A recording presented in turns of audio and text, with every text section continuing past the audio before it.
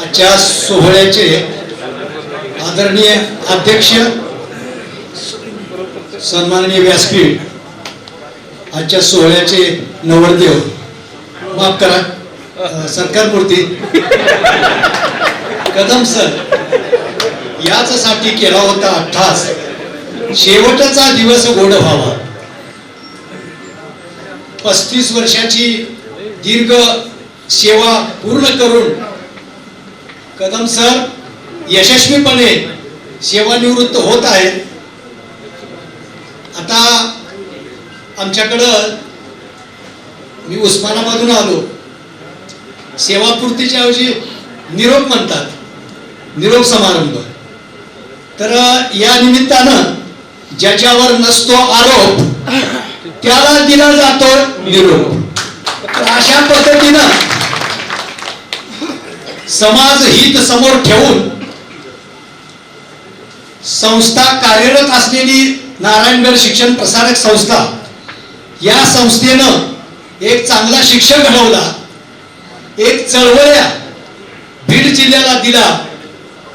म्हणून नारायणगड शिक्षण प्रसारक मंडळाच्या पदाधिकाऱ्यांना मी धन्यवाद देतो.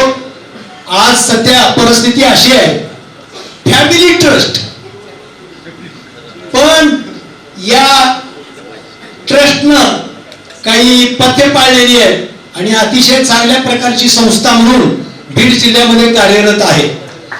मी जगदाळे मामा बार्शी या जगदाळे मामाच्या संस्थेमध्ये सेवा करत असताना मी आमच्या संस्थांतर्गत प्राचार्य वन इंगळे सर यांना विचारलं किंवा जगदाळे मामांच्या बाबतीत शिक्षक कसा असावा, हे याच्याबद्दल जगदाळे मामांचं काय मत आहे, काय मत होतं. त्यावेळेस इंगळे सर म्हणाले, शिक्षकाकडं 3 निष्ठा असाव्यात: विद्यार्थी निष्ठा, समाज निष्ठा आणि ज्ञान निष्ठा. या 3ही निष्ठा, ज्ञान निष्ठा, विद्यार्थी निष्ठा आणि समाज निष्ठा, या 3ही निष्ठांना न्याय देण्याचं काम कदम सरांनी आपल्या 35 वर्षाच्या कालखंडामध्ये केलेलं आहे. आता चळवळीमध्ये काम करत असताना सध्या आपल्या शिक्षकांना मॅनेजमेंट काम करून देत नाही.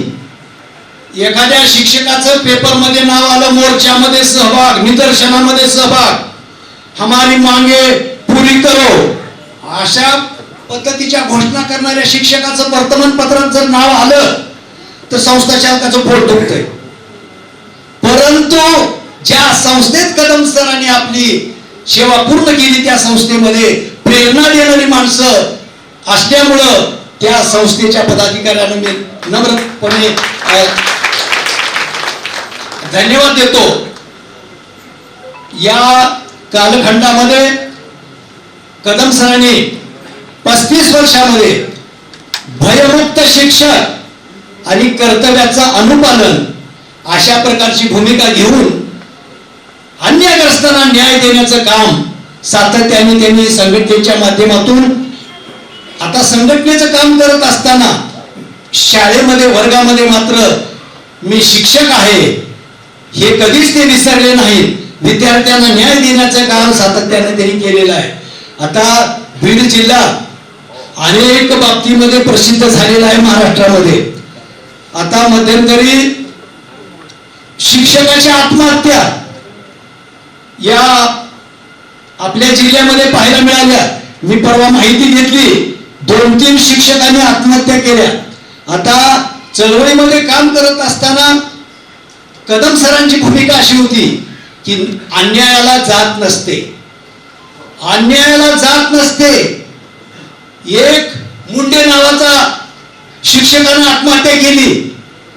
मी माहिती घेतली किंवा मुंडे कोणत्या संस्थेत कोणत्या शाळेत काम करत होता, तर संस्था चालक मुंडेच. म्हणजे अन्यायाला जात नसते, अशा पद्धतीचं चित्र या महाराष्ट्रामध्ये शिक्षण क्षेत्रामध्ये पाहायला मिळतंय. आणि म्हणून मग कदम सरांशी ज्यावेळेस माझा संवाद झाला त्यावेळेस त्यांनी वर्तमानपत्रामध्ये शिक्षकाची आत्महत्या हे सरकारच्या धोरणाचा बळी अशा पद्धतीचं त्यांनी लेखन सातत्यानं शिक्षकांना अन्यायग्रस्तांना न्याय देण्याची भूमिका सातत्याने त्यांनी आपल्या लेखणीमधून घेतलेली आहे. आता मुख्याध्यापक म्हणून काम करत असताना त्यांच्याशी थोडा संवाद झाला तर त्यांच्या तळमळीबद्दल माझ्या लक्षात आलं. ते काम करत असताना रानातलं फूल सुद्धा बागेतल्या फुलाशी स्पर्धा करू शकतं अशा प्रकारची भूमिका घेऊन खेड्यापाड्यातला हेळणघाटचा असेल किंवा कुठल्या ग्रामीण भागातला असेल तो विद्यार्थी जर संस्कारित झाला, त्याला योग्य दिशा जर मिळाली तर तो शहरी भागातल्या बागेतल्या फुलाशी सुद्धा स्पर्धा करू शकतो, स्पर्धेत टिकू शकतो.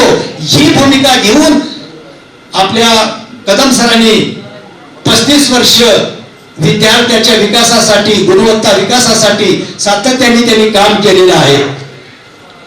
आता हे कदम सर जे 35 वर्षे पळालेले आहेत, वर्तमानपत्रातून असतील, संघर्ष मोर्चामध्ये असतील, आंदोलनामध्ये असतील, अधिकाऱ्याशी संवाद करत असतील, त्यावेळेला त्यांची जी पत्नी आहे त्यांनी फार मोठं योगदान दिलेलं आहे. त्यांच्या या पळापळीमध्ये, त्यांच्या या कामामध्ये त्यांनी जे काम केलेलं आहे. आता मला नेहमी आठवतं पत्नीचा त्याग हा कदम सरांच्या पत्नीनं इस्त्री माहिती आहे तुम्हाला? इस्त्री काय करते? चुरगळा झालेल्या कपड्याला घडी घालण्याचं काम करते. तशा पद्धतीचं कदम सरांच्या कुटुंबाला घडी बसवण्याचं काम, इस्त्री बनवून कुटुंबाला घडी घालण्याचं काम कदम सरांच्या पत्नीनं अत्यंत त्यागाचं सहकार्य कदम सरांच्या जीवनामध्ये केलेलं आहे. म्हणून या पुढच्या काळामध्ये अन्यायग्रस्तासाठी आत्महत्या वाढतायत, शेतकऱ्याच्या असतील किंवा शिक्षकाचे असतील, या प्रश्नासाठी शिक्षणात वाढते प्रश्न याच्यावर लेखन करणं आणि समाज प्रबोधन करणं, शिक्षक समाज प्रबोधन करणं अशा प्रकारचं काम या पुढच्या काळात कदम सरांनी करावं म्हणून त्यांना आरोग्यदायी शुभेच्छा देतो. धन्यवाद.